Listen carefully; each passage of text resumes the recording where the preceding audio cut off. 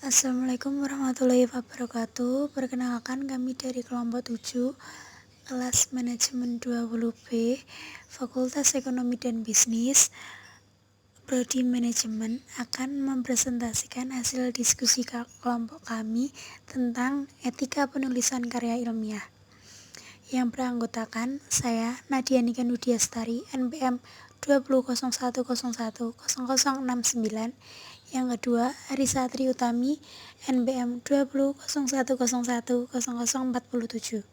Di sini kami akan meneruskan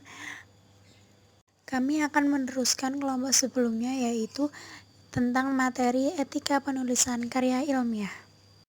Definisi etika penulisan karya ilmiah.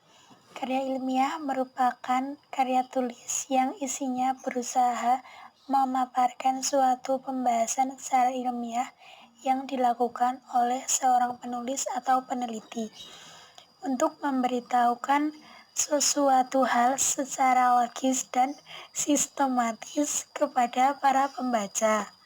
Karya tulis juga sering dibahas sebagai suatu aturan atau norma yang seringkali tidak memiliki sanksi hukum, tetapi wajib ditaati oleh pihak yang profesinya tercakup dalam aturan tersebut. Kegiatan penelitian ilmiah atau scientific research dibangun atas dasar kepercayaan atau trust, baik kepercayaan dari para peneliti maupun kepercayaan dari masyarakat. Maka sudah selayaknya jika tulisan ilmiah sering mengangkat tema seputar hal-hal yang baru atau aktual dan belum pernah ditulis dengan orang lain. Jikapun tulisan tersebut sudah pernah ditulis dengan tema yang sama, tujuannya adalah sebagai upaya pengembangan dari tema yang dahulu atau disebut juga dengan penelitian lanjutan.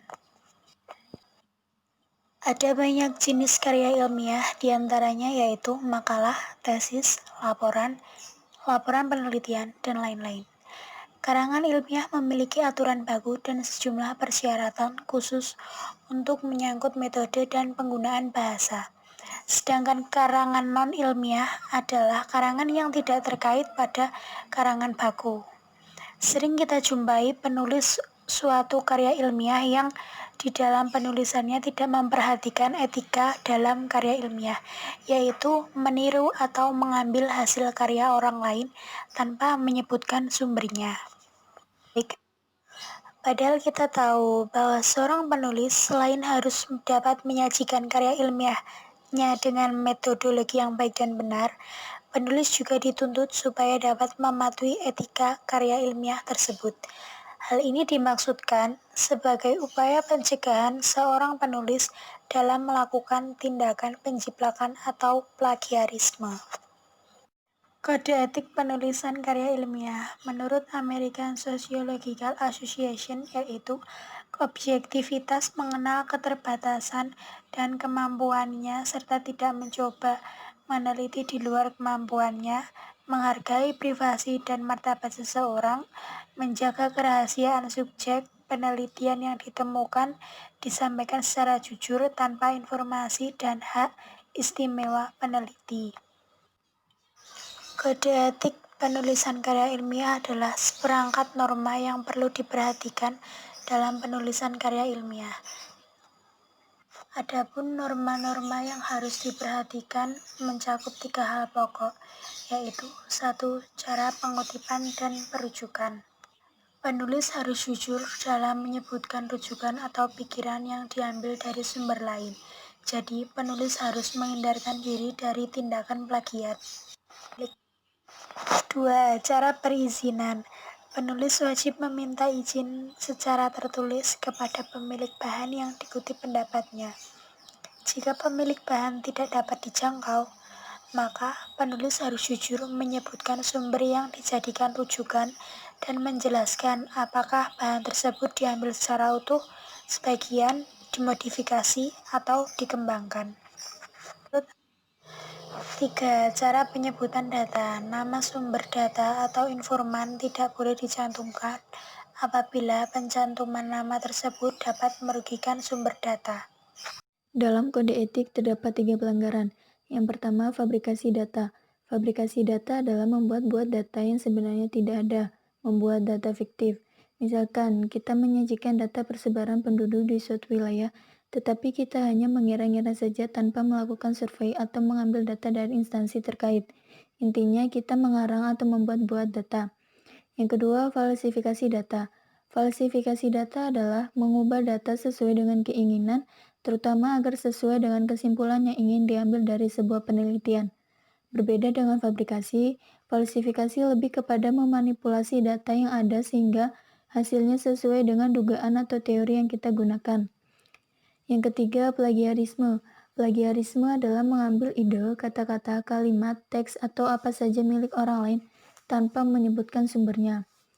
Yang tergolong plagiarisme yaitu mengakui tulisan orang lain sebagai tulisan sendiri, mengakui gagasan orang lain sebagai pemikiran sendiri, mengakui temuan orang lain sebagai kepunyaan sendiri, mengakui karya kelompok sebagai kepunyaan atau hasil sendiri, dan menyajikan tulisan yang sama dalam kesempatan berbeda tanpa menyebutkan asal-usulnya.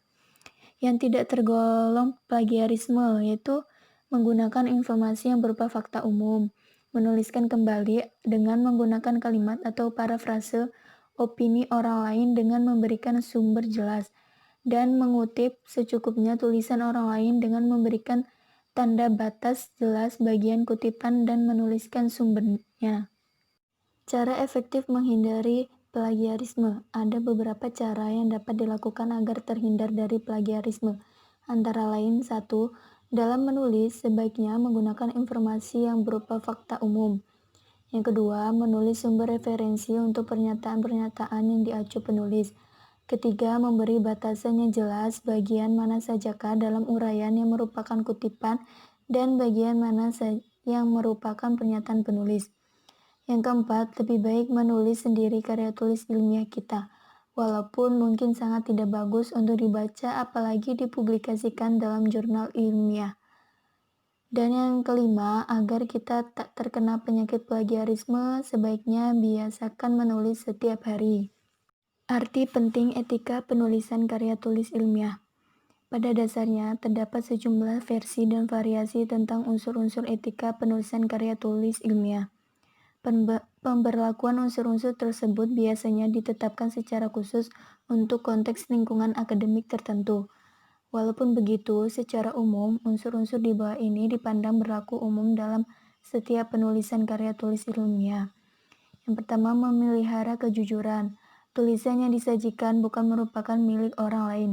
Penulis karya tulis ilmiah harus secara jujur membedakan antara pendapatnya dan pendapat orang lain yang dikutip.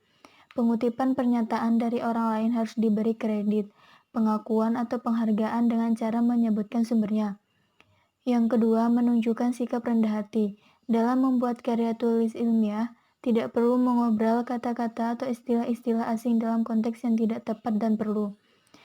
Karena penulis bermaksud memamerkan kemampuannya dalam bahasa asing yang bersangkutan. Biasanya penulisan kata-kata asing diperlukan jika padanannya dalam bahasa Indonesia belum ada atau dianggap belum tepat. Ketiga, bertanggung jawab atas informasi dan analisis yang diungkapkan, serta tidak melemparkan kesalahan yang terdapat dalam karya tulis itu kepada orang lain. Yang keempat, bersikap terbuka, dalam arti memberikan kesempatan kepada pihak lain untuk memeriksa kembali kesahihan data dan fakta yang dikemukakan dalam karya tulis ilmiahnya. Yang kelima, bersikap cermat dan mengemukakan data, pernyataan, penulisan nama orang, nama tempat, ejaan, dan lain-lain.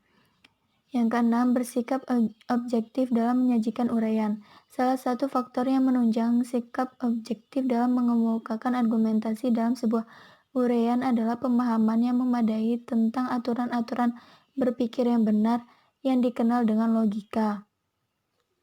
Demikian presentasi yang dapat kami sampaikan. Apabila ada kekurangan kami mohon maaf. Wassalamualaikum warahmatullahi wabarakatuh.